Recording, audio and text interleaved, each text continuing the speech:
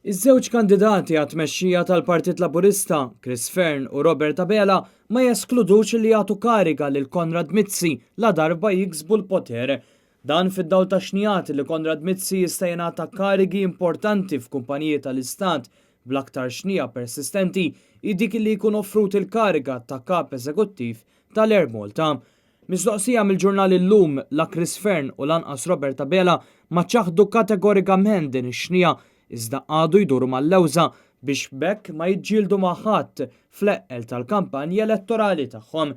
Fil-fatt Chris Fern iddikjara biss li m'għandu l-ebda kariga f'moħħu għal Konrad Mizzi waqt li Robert Abela wieġeb li m'għamel l-ebda patt ma' Konrad Mizzi.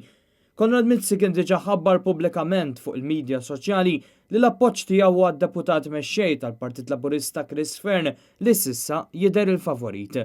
Fl-istess waqt nies qrib Konrad Mizzi qed jaħdmu bla qiegħda fil-kwartieri tal-kampanja ta' Chris Fern f'Ħaltarxien.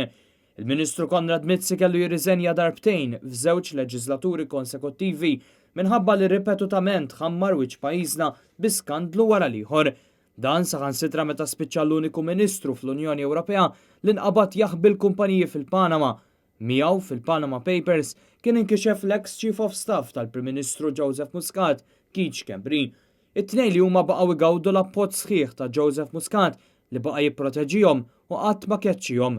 Finalment kienu huma stess li rriżenjaw. Konrad Mizzi kellu jirriżenja wkoll fl-eqqel tal-investigazzjoni dwar l-assassinju tal-ġurnalista Daphne Caruana Galizia. L-ewwel kien iddikjara li m'għandux jaqsam xejn ma' dan l-assassinju u allura qal li ma kellux għalfejn jirriżenja. Jiem biss wara biddel femtu u ħalla l-kabinett ta' Joseph Muscat. Fid-dawl ta' dan iż-żewġ kandidati ddikjaraw li kieku kienu huma li l-Konrad Mizzi kienu jwarbuh immedjatament malli ħareġ ismu fl-iskandlu tal-Panama Papers. Iżda bejn il-kliem u l-fatti hemm il-baħar jikkumbatti u Chris Fern u Robert Abela issa qed isibuha bitqila li jwarbu definittivament lil Konrad Mizzi.